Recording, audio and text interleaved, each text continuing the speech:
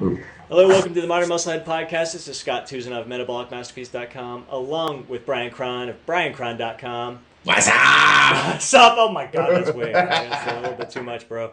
We are here with our second installment of the Ripped Report. We are 8 weeks out, roughly 8 weeks out from our deadline here. We didn't let the cat out of the bag the last time.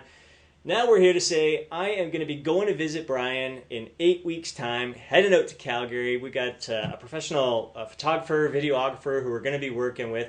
Excited to get that footage for you. So we do have a solid event that is tied to our specific deadline of getting just freakishly fucking shredded. I am fucking stoked for this. So I am taking it to that next level, man, and I am driven. And there's nothing like an event. Nothing like an event to inspire you to get ripped. So we're just going to be sharing what our weeks have been like.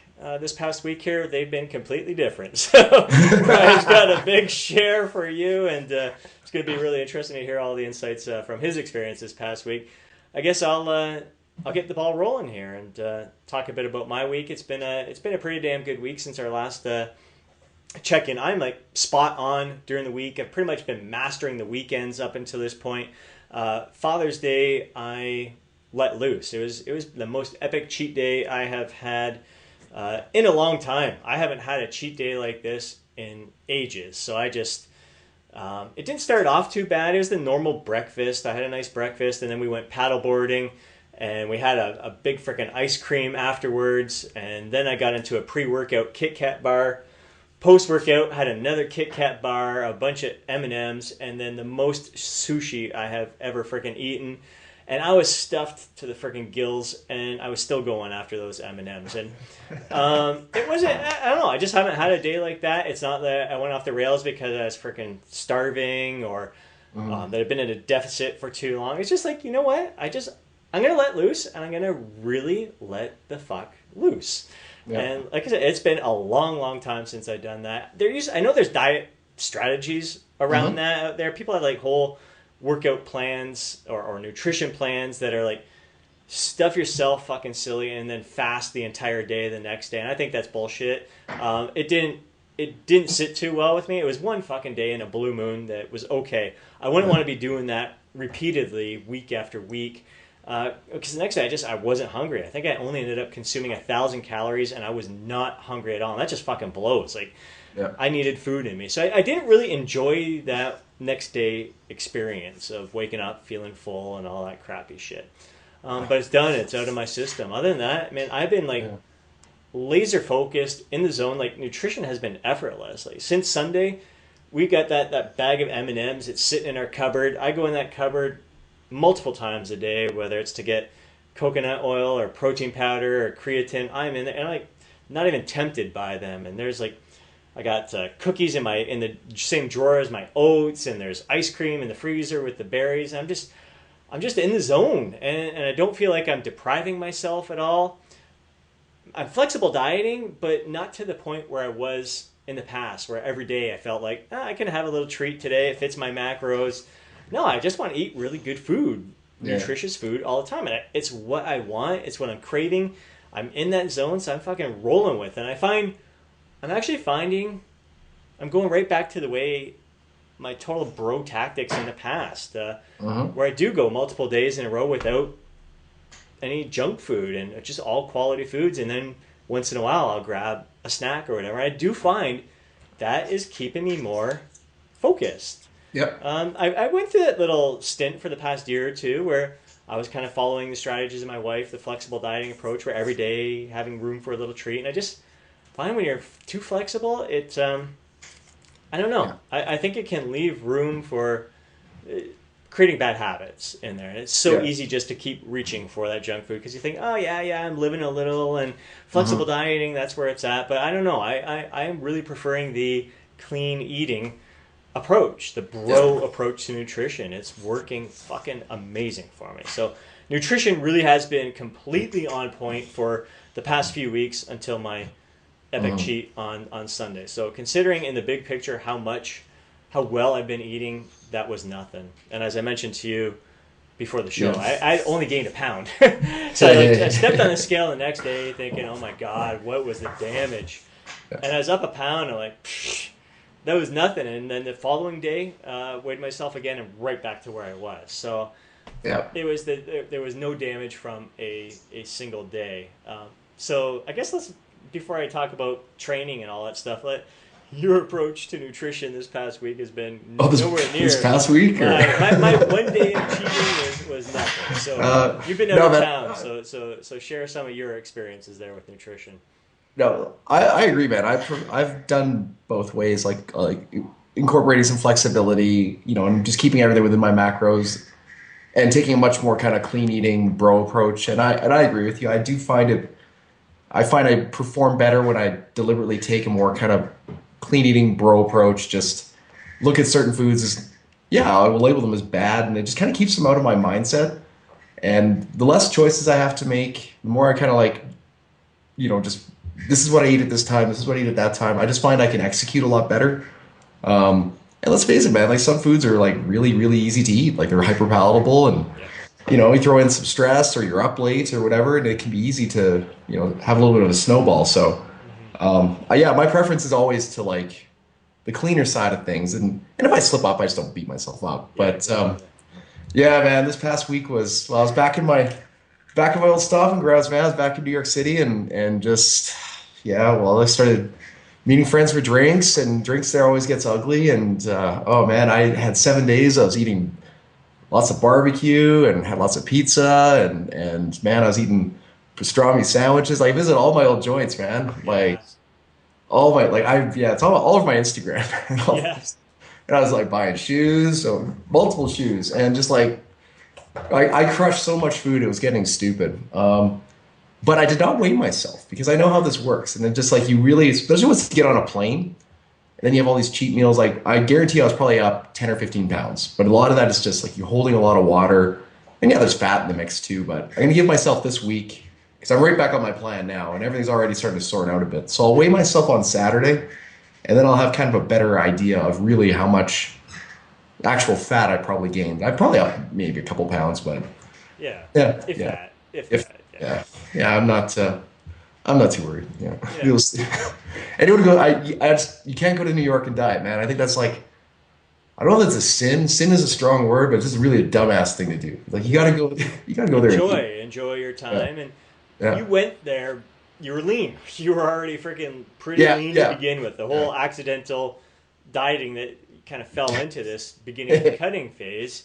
It could end up being a good thing for you to take that diet break for the week. It's going to be real interesting to see how your body responds from here on out. And eight weeks, it's plenty of time for you to really fucking dial things in here. And it just really, in the past, like even 10 years ago, I would have probably been a lot harder on myself. Like I would have while I was away, I might be like, oh man, I can't have that. I've already eaten enough junk. And then when I got back, I would have been like, oh, I can't believe I ate all that. But I've kind of learned that, there's just no point in ever, being guilty about stuff like that. I mean, if I had like a strict photo shoot or a bodybuilding contest like in a few weeks or something, obviously I wouldn't do that. Right. But it's just like, you have to be able to live and be flexible and just, accept some of the outcome of your decisions and just be cool with it. I mean, for me, it was worth it to, party like that and drink and do all sorts of stupidity. It was worth it, man. So, I mean, and I just, now my efforts are just doubling them up for the next month or two. So it's all part of the lifestyle. Like you put in the work. Fuck yeah. And then you get that little break there and you feed off of that. Like it just, it's all part of, we can live. We're picky and choosy with where we choose to let loose like that. And we can do it guilt-free because we know most of the time we're spot on. We're at least doing pretty damn well. So that's excellent. It's a great approach, man. You need to, you need those moments. I think it propels you forward for sure. Mm-hmm. It was fun too. That's but awesome, man. Back to business now though, man. Love it. How about training? Were you hitting any weights while you were there? Yeah, man. Well, I got a lot of friends in the industry there, so I'd catch workouts, at friends' places, but they're more just like I never train. Like if I go on vacation, if I train, it's purely, I call it more like just experience type training. I just want like I don't train, I just work out, I just have fun, I just move my body, I just get a pump and stuff like that, and I really just kind of go with the flow. Mm-hmm. Kind of like when I go to Gold's in Venice Beach, like I just do everything there. Like I don't really follow, a program because it's just all the stuff I never get to play with and all these, big jack bodybuilders walking around. I just kind of just be in the moment. Mm-hmm. And again, if I had like a much more specific goal looming, I might be a little bit more methodical, like try to, stick to my program and, whatever, progress accordingly. But vacations for me are all about just having that little bit of break. Mm-hmm. And, but to answer your question, yeah, I still worked out most days, but I just didn't see it as work. I just saw it more just as entertainment, as a break. And, I feel bad for these people. They go to they check into like hotel gyms and stuff like that. And then they get all pissed off because there's like, just an adjustable bench and a couple of kettlebells. And they're like, oh, I can't do my super specific workout. I'm just like, well, dude, you're just exercise, man. Just move your body. I mean, just your set program will still be there when you get back, Yeah. It's treat it as a deload type. Yeah. Thing. Oh, exactly. Like that's why I never schedule deloads because shit, I have enough going on, man. They present themselves. So exactly. Yeah. Well, that's excellent, man.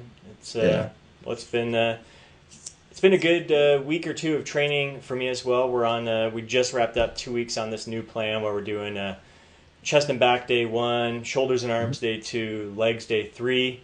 Yep. And then keep cycling. We're in the gym 6 days a week. We'll go 6 days nonstop, and so we follow that 3-day split. In the first 3 days, it's more of a strength focus in that 6 to 7 rep range, and then the second go around, so day 4 through 6, it's more in the hypertrophy, higher rep focus, and it's been a fucking kick-ass program. We're loving it. For being in a deficit, my strength has been going up. I kicked some ass on chest and back yesterday. Today, bumped up my squat by 20 pounds. So I think part of that could have been from Sunday's refeed, although I was starting to feel it yesterday, late last night. I was starting to feel that low calorie day from Monday. So I don't know. I don't know. I'm feeling really good. Sleep has been pretty damn good for me as well. I think that's in the whole big picture. If you manage your sleep really well, I think you can handle a deficit incredibly well and still see some strength gains go up through. And playing it smart too. Like first week on the program, it's not like I killed myself. I was getting familiar with the movements and the exercises, but I'm really happy with how I've been able to push it and really flip that switch in my mind during the training. Just really, really taking it to that next level, especially on the hypertrophy days. So training, it's been excellent. Feeling great. I was a little tight in the glutes. Got a great massage last week, so it's good to work all of that out. Shoulder was a little knotted up back here. Got that worked out. So taking care of myself here, man. I don't want to throw any kind of wrench into the mix when I know I'm going to be visiting you and you're going to be fucking all shredded and beastly. Well, make sure your glutes are taken care of before you come out here. Actually, I know some dude. No. No, that's good. So how are you going to? That's my preferred approach for myself when dieting. It's just a little bit like higher frequency, I guess, frequency of training. Like more times in the gym per week, but just like kind of like keep the workouts a little bit shorter and just like faster. Boom, boom. That's something I've been playing with, and that's my preferred. I wouldn't say our workouts are so much shorter. We are using different kind of drop set techniques. We've been incorporating some power micro drop sets, some ascending drop sets, as well as just our usual straight sets in there. But we're still, especially the 6 to 7 rep day, we're taking our 2 to 3 minutes rest between sets. And so, we're not necessarily rushing through our workouts. But this is definitely without a doubt my favorite split ever. This is our third time doing this split in a different way. We use different training techniques each time we've done it. But I'm finding we're hitting every muscle group twice a week, some more than twice a week, because your arms and shoulders are getting hit on the back and chest day. But we're recovering really, really well. I'm hitting every muscle twice a week. It's just, I feel fucking great. Like all 4 of us, and they're just, we've never been happier with the plan. So it's gonna be interesting. Like maybe the next one we'll do a push pull leg and see if it's a similar feel. But I really like these kind of splits where we're in the gym 6 days a week and we're hitting each muscle twice a week. It's working out phenomenal for us. Loving it.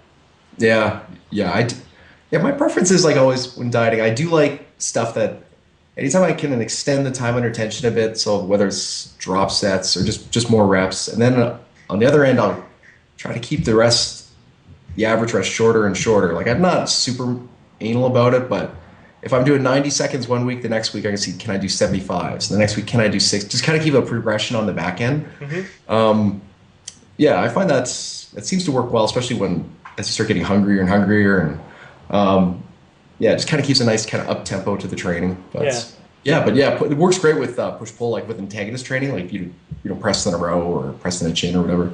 Yeah, lots of different ways, homie. Oh, without a doubt, man, it's pretty much freaking limitless, and definitely trying different training techniques each month now, throwing some different things in, getting a little creative with the mix. It's been pretty exciting. What kind of split are you starting to follow this week? Well, I'm gonna do these full-on dieting workouts, so I'll do kind of similar to you. Like I split the body up into 3s, and the first 3 days is kind of like push-pull and like chest, shoulders, tries, back, bis, legs.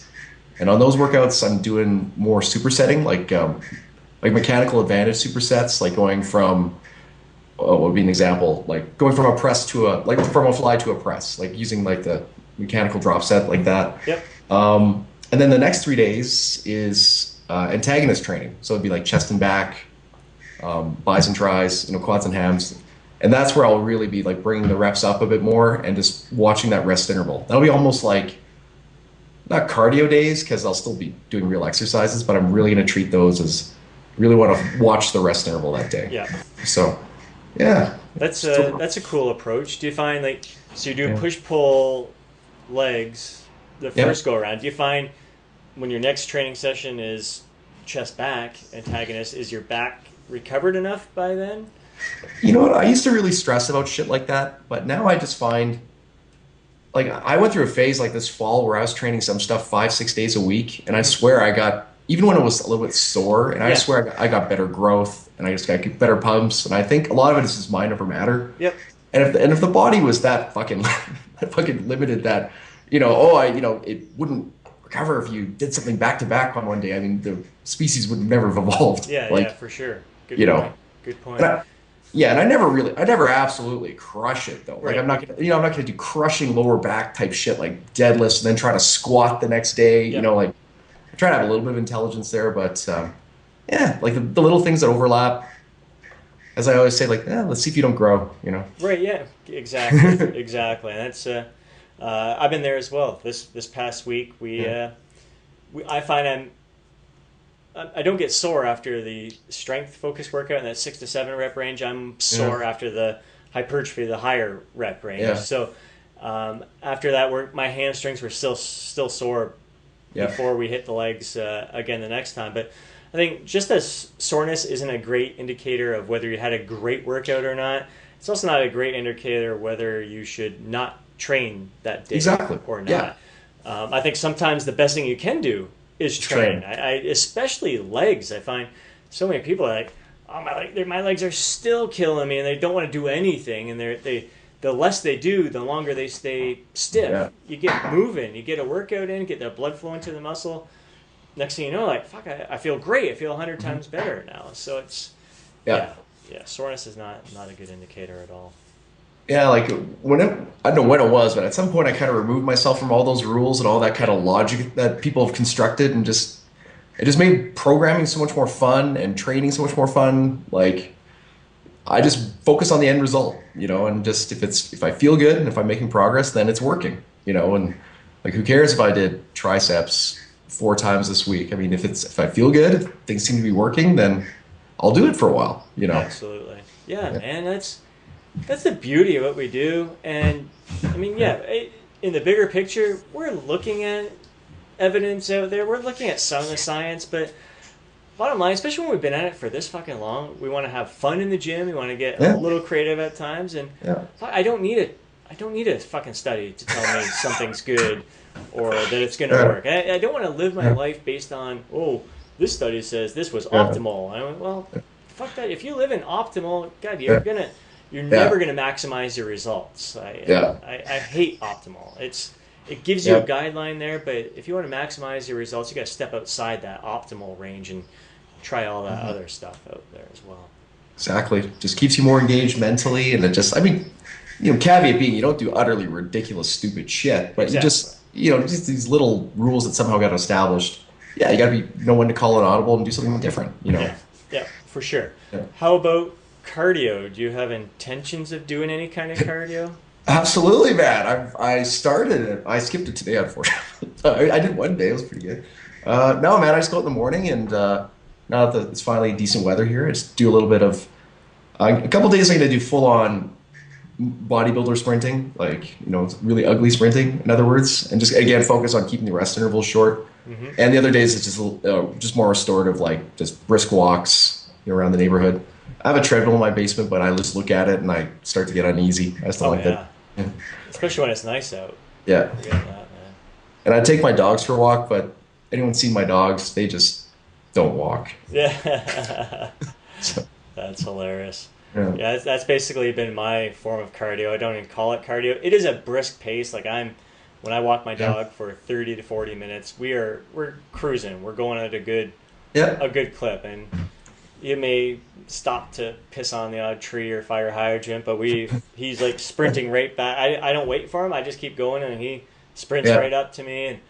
And it's great. That's all I've been doing, dude. Just walking most days of the week, 6-7 days a week. Yeah. And loving it. I love being outdoors. I haven't done anything else. I would like to bike. I haven't had time to get out and ride my bike. I haven't really felt like it at times. So I just haven't, and I haven't needed to. If I'm gonna do something, it's gonna be because I freaking want to do it. And my whole goal with this cut is to really just make sure I'm enjoying my summer, living it to the fullest, like you did with your little trip there. But I want to do activities like shooting hoops with my kids. Sunday we went paddleboarding. I want to try different things. I've never gone paddleboarding before. It was a fun little workout, and just being active outdoors, even if it's freaking gardening or yard work. I want to be nonstop moving. And I want to freaking live life. I don't want to get on a fucking treadmill or a stair climb or whatever. I think that's bullshit. When the world's out there waiting for you, you can do so many things outside. I would love to sprint with my kids. They've mentioned it to me. So I think when they start their summer vacation, we may hit the track a couple of times a week and just do some fun little sprints together. But to me, that's not. It's going to be cardio, but it's fun. It's time with my kids doing stuff that we enjoy. It'll be a blast. So if it gets in there, it gets in there. I haven't needed it, and I really find it's helped keep my appetite in check. That's the one downside. Some people, cardio can really stimulate appetite. Not for everybody. Yeah, for sure. It can suppress some people's appetite, depending on what you do. So. Yeah.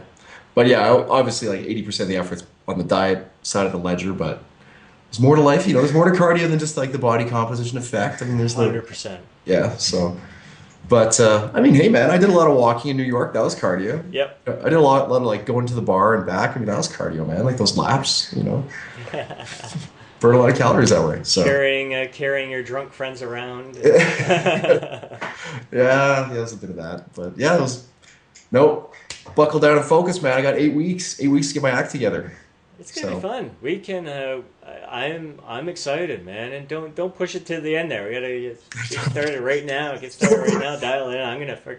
You don't want me to go strong out through this whole thing. And no, don't you worry. Don't you?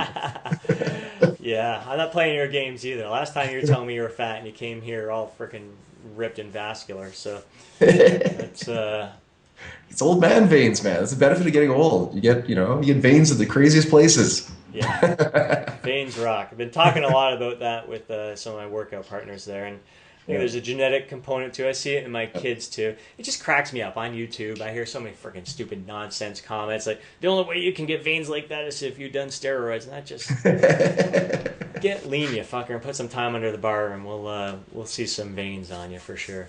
Yeah, that's definitely step one. Yeah, for sure. But there is a genetic component. I'm definitely prone to vascularity for sure. Yeah. And then you got the freaks like Alberto Nunez and some of those other. Oh my god. Fuck yeah, they're just crazy, ridiculous shreds, vein vascularity. Mm-hmm. Cool, All man.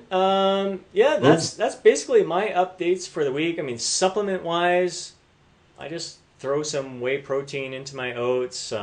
Creatine, I'm still taking that, and my multivitamin shit, and branched chain amino acids. Totally broing up, 100% broing it up.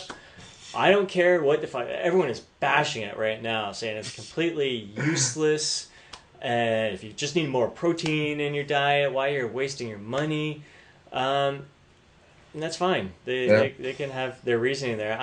Dude, it suppresses my appetite. I've been drinking it between meals. It's a great way for me to get more water in my. I'm just drinking because I found that I'm just not drinking plain water. So I'm either It's either me squirt some freaking Mio or other flavored stuff in there, or throw a scoop of BCAAs in there. Yeah. Yeah. Hey, I'm enjoying it, and I feel good from it. Yeah. Like, I do notice a difference. So why the hell not? I don't care. Everyone else is bashing it. I'll totally 100% bro on this and drink my BCAAs. Yeah. Well, out of all the dubious shit that you could possibly be doing in the pursuit of a better body, I mean, there's a lot of dubious bullshit. I mean, I think branched chains, it's one of the more legitimate choices. I think they work. I do think they work. There's something to it. There's definitely something to it. And that's, as much as I'm reading the research and it's not there, I just, for myself and some of my clients, we're like, there's something going on there. And it's I can't. Maybe, when I'm in a surplus, it'll be a different story. But right now, it's serving me well, so I'm just going to keep rocking it. Yeah, man. I'm loving those ATP branch chains. Huge plug. Okay, I'm going to get, that'll be my next step. I'm gonna try that stuff out.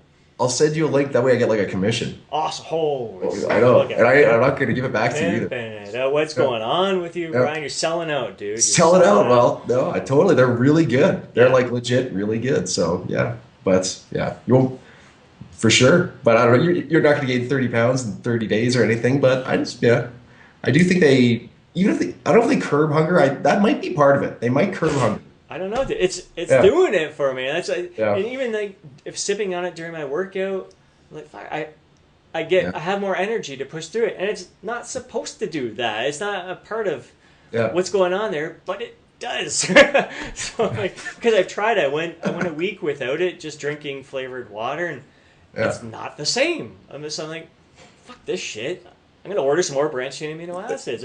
There you go. That's it. My little placebo N=1 experiment. You gotta get that on a shirt, man. N=1. That's me. All right. Oh, there we go. All right. Well, so it's officially, the game has officially started. So on our next episode, we'll have our next musings of what we've learned and what tweaks we're making. I guarantee there'll be tweaks made as this process gets more and more arduous and less fun. But no, it's always fun. But you know what I mean. Yeah. It becomes more of a grind. It can be. I think that's going to be the interesting experience, because I see a lot of videos out lately of people just talking bad about dieting and cutting and how awful it is and how you're just dragging your ass and libido down the tank and all this stuff. I'm like, fuck, man, I can't say I've had that. Even in contest prep, I've enjoyed the process to the end. I've never had any of those negative side effects. So it's going to be interesting to see what happens, any mental challenges that go as we get really lean towards the end. So that's why we're doing this, the Ripped Report, to report on what's going on, man. What's happening. That's right. All right, brother. So have a good week. Get yourself back on track with that nutrition. Otherwise, I'm going to freaking lap you. Oh, I know. Don't you worry. Excellent. Looking forward to hearing your updates next week. You're right. And again, everyone, check out Bryan's site, bryankrahn.com. Dude, write some fucking articles. It's like going dormant now. I know. There'll be a new one the end of the week. And just, sign up for my newsletter, because I'm going to start dropping some actual, not trying to sell people shit, going to be giving out real tips on my newsletter, talking about stuff I've learned from my clients and stuff I've learned from myself. So it's going to be lots of knowledge, free knowledge. Free knowledge bombs, bryankrahn.com, metabolicmasterpiece.com. Sign up for that shit as well. And go check out my latest post right now. I have a video up and an article on the power micro drop sets as well as the ascending rep drop sets. So check out those. And yeah, thanks for following the journey. If you guys have questions for us, let us know. But we're just basically sharing our journey and thanking you for sharing it with us. Boom. Awesome.